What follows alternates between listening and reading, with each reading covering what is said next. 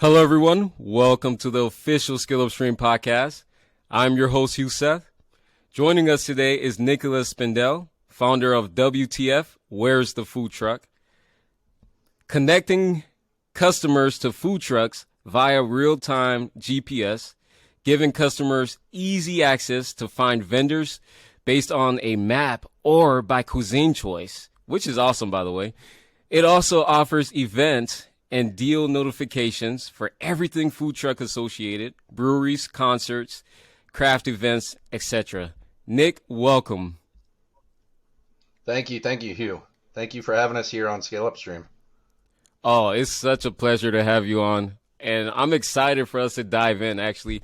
I think we should start with this, man. Congratulations on successfully raising, and I think we should dive into that. I mean, what was that experience like? Well, thank you. It's it's a long time in the making. We actually started with a crowdfunding equity round in I'd say probably about a year ago. We started and closed it in at the end of March. Our goal was 50K there, and we opened it up to be overfunded, and we hit about 75K. So we were really happy with that. But as a founder and as a new business trying to grow, that did us a lot of good. We raised more than we wanted to, but obviously we wanted to keep the door open for more in case we happen to, find one big investor that just said, "Hey, look, we want to chunk more into you," which is what we found, fortunately, in the end. Yeah, I saw that. That was really exciting. There must have been over just about 130 investors that pitched into that. Is that correct? Yeah, there were right at about 130. Most of them were in between I'd say 100 to 500 level. We had quite a few that did in the thousands, and then we had a couple that did 10 to 15,000 in there. So it was really exciting. It must have been one of those things as the investments was rolling and you're just like, oh my, it's like a Christmas Day feeling. But man, congratulations on that. I thought we start off with that. Now, let's Thanks. talk more about, yeah, for sure. So let's talk more about the entire fundraising experience. I mean, the typical experience for a founder fundraising, one VC after the next or one angel after the next. How was that experience for you? I mean, did it weigh in on you heavy? How were you able to balance between fundraising and also building your startup at the same time? Please just let us into that. How was that experience? Yeah, so we've actually been in business now about 4 years. Okay. Until now, we were all bootstrapped, so I finance it myself personally, and the revenue that we have been generating helped to offset that financial burden of starting up. It was once we were kind of ready to grow a little bit faster that we started with the crowdfunding and then found an individual angel just recently. So I'd say like our focus really was maintained on the business and growth within the business, and pitching and working on the pitch and finding the opportunities to pitch was really secondary, which a lot of startups don't really have that option if they are not able to fund it themselves. So we really focused on the business, and it's funny, when we did start the crowdfunded campaign, it did detract a lot, even though our focus was still on the business solely. And like, it was like, yeah, like if you want to invest, here you go, here's a link, and definitely like updates and all that. It still detracted a lot. It pulled us away a lot from what we were doing in the operations side of it. Okay. Okay. Now, if we were to talk about this app, I have it here, and I think I should whip it out because it's really cool. I was looking at over the last couple of days the food trucks that are in my area. This is very intuitive, man. Simple, straight to the point, gets the job done. So, what was the planning process or the design process when you were going into conjuring up this app of yours? Because I mean, I really think it's slick, and if I'm hungry, this is the app I want to use, right? I don't want to be thinking about all these extra things that I have to do. But right here is straight to the point. You could get what you need and take it from there. So please run us through that process also. Well, my background's in operations, in Okay. F&B, so restaurants. And here in Las Vegas, I was in restaurants on the strip, both big and small, corporate size. We dealt with openings and all that, and just what I'd learned throughout that process was that sales, customers, bringing more customers in, could basically fix any problem that you had. If your numbers were off, if you're, I mean, whatever it is, if you can bring in more customers, then you can, for right now, at least put a band-aid on whatever that problem is. Obviously, you want to fix your numbers, make sure your profits are all right, make sure you're getting the right Right. inventory and all that stuff. But as long as you have a good product, the only other thing that we need in business is a customer to buy that product. So that was our number one focus here. Number two was to make sure that it's easy to use for both the user, the foodie who's looking for a food truck, but also that operator. Because what we found most often is that on the larger side in the restaurants, these corporations have, and I'm sure most people will experience this, they have people that are in place to run their entire social media, or they have marketing departments and they can afford that stuff. But with a Right. small business operator, a food truck owner, they really don't have the funds to hire and outsource that stuff. And then they don't have the time to manage it on their own. So we really wanted to make this as easy as possible. So on the operator side, in like under 10 seconds, they can use the app, accomplish everything that they need to do, and we automate all the rest of it throughout the day. And obviously, as you saw on the customer side, you open up the app, you either choose if you want to see everybody who's nearby. A couple of seconds from now, you have those answers. Or if you want to search for a particular cuisine, again, a Yeah. couple of seconds from now, you have all those answers, and move on. The easier it is to make it for people to make a purchase, that's where you're going to really see some success. Yeah. Even down to browsing the truck profiles, right? I mean, that's Yeah, really cool there. yeah, you I want to was see looking through. everybody. There you go. Yeah, even the opportunity to look through the cuisines is gonna make you hungry in and of itself, right? Yeah, I but hope but so. yeah, good work on that. Now, what is your vision for WTF? Where's the food truck? Where do you see this thing headed within the next, let's say, near future, right? Between a year to 5 years. What can we expect? Yeah, I mean, really, we want to be everywhere in the food truck industry. Everywhere, everything that somebody might need, and on both ends of that. So, as a customer, if you're looking for catering for a special event, or if you run a business and you're looking to have food trucks come out on a regular occurrence, we can schedule all that stuff out for you. If you are a food truck and you need help with finding the right POS, or just getting licensed, or menu analysis, or if you need a source for print work or graphic design, I mean, we want to be everything that anybody in this industry might need, and on both sides of that. And we do a lot of it already, but really we want to just keep expanding. Even something like allowing like access to health insurance for operators. These are all small business owners. If they want health insurance for themselves or their employees, they're paying top dollar right now. But if Right. we as like collective can come together and say, look, where's the food truck represents, 15,000 food trucks or 30,000 food trucks in the US, and this is who you're dealing with. It's kind of like that association or corporate size and structure and benefit to it, but everybody's still their own thing. Wow. That is something, man. You're really thinking outside the box. I love that. I really do. So now, how did this idea even come about, right? I mean, were you just in the shower one day and it just hit you, or I Well, mean, what happened? I try and be in the shower every day.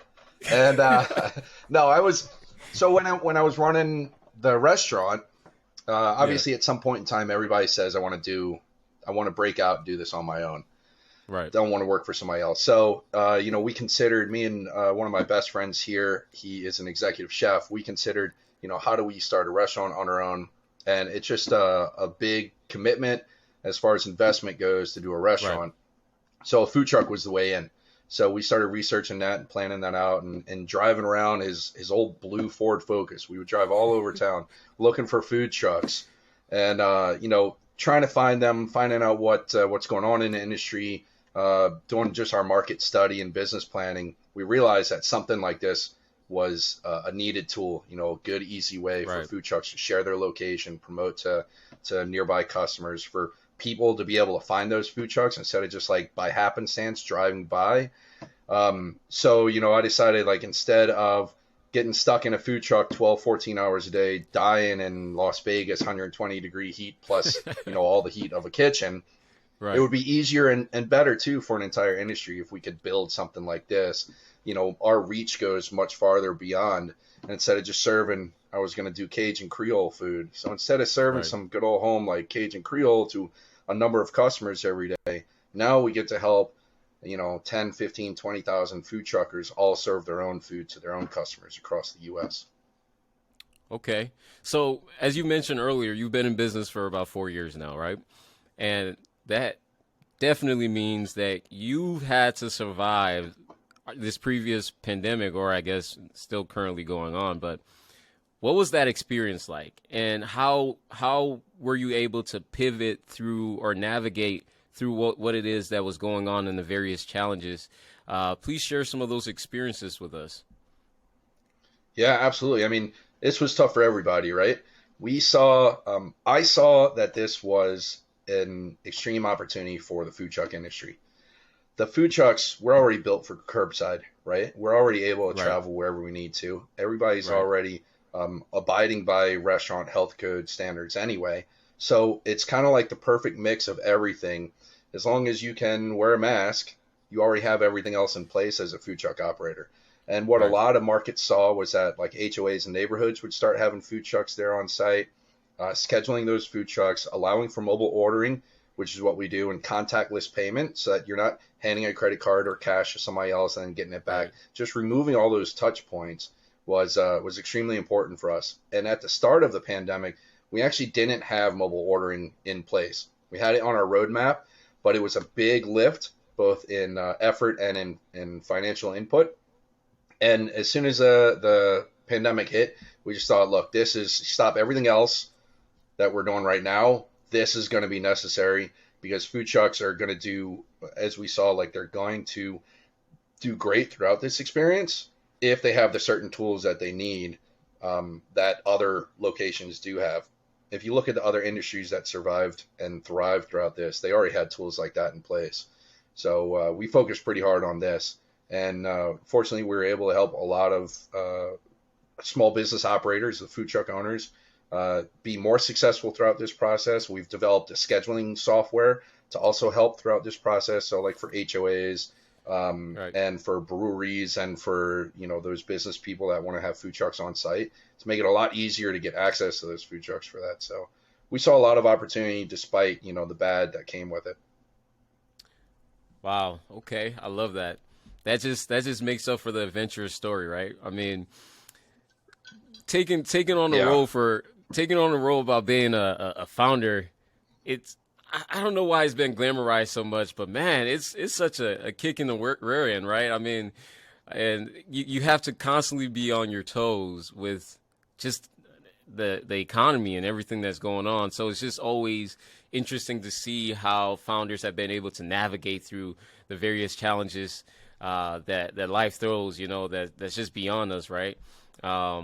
So my question is then, and I think this is the most important question that has been asked yet, and that is, who is the genius that came up with the WTF?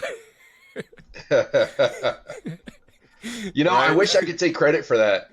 I think Okay. one of my friends actually takes credit for that. Okay. I was talking to him one day, maybe about a year ago, and I said, "Man, I don't remember where I came up with this." He goes, "Nick, I told you that. I said that. You should name your company this." I went, "Oh, I'll give you credit for that, man. Like, you probably did. Like, you've had some great ideas in the past." So yeah, Right. there's a little poetic license there. We're joining food truck, but No, it it works, man. It's definitely memorable, right? no, it definitely stand up. It stands out. I mean, it's one of those things that when we're talking about marketing, man, I just love it. Every time I see that, I just crack up a little bit. But maybe it's the immaturity side of me that comes out. But I love it. I really do. Now, I have people that call me, uh-huh. by, what most people associate WTF with. They go, "Hey, it's the WTF guy." I'm like, "Hey, that works. As long as you remember me, I'm good." Yeah, it stands out, dude. I really love it, man. It's really catchy. Now, are you planning on another round anytime soon, or is that something that you and your team not really Not thinking of soon. at this moment? Not soon. So really, what you were congratulating us on is a big round that we were fortunate enough to close recently. That was Right, kind of like a follow-on to the crowdfunded round. And I didn't address that at the beginning when you asked. We were fortunate enough to get a good amount of money to finish out, to close out that cap that we had at 250 from the right. crowdfunding round. And I think that we project anyway that that's enough to get us over the hump, get us some good user acquisition engagement, really over that pivot point. And then I anticipate in the next probably 2 years we'll do another raise. But we should be pretty good right now, and that next raise is going to be world domination, right?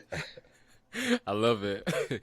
I love it. So now I know you're really busy, Nick. Do you have any finishing remark for our startup community? Anyone who's potentially in the bootstrapping stage right now and about to gear towards raising equity? Anything to leave us up with?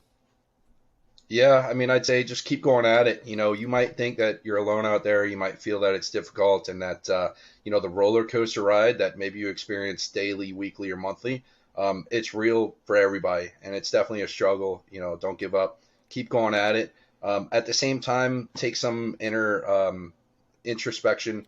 See, like, if it's for sure something for you, if your business idea is something that does work really the way that it is, or if you do need to pivot. The pandemic Right. um, put it into a different, framed it a little bit differently for a lot of businesses to see what really works right now. So if you've been working on this for a while, maybe see if there's been some changes lately that can help. And funding is not an easy thing to get. So keep at it, keep at it, keep at it. Focus on what you're supposed to be doing, but the money, it will be important and it will come when it's time. Wow, that's a good one right there, Nick. We really appreciate you here at ScaleupStream. Thank you for gracing us with your presence. Thank you, Hugh. Thank you, everybody at ScaleupStream, for having us.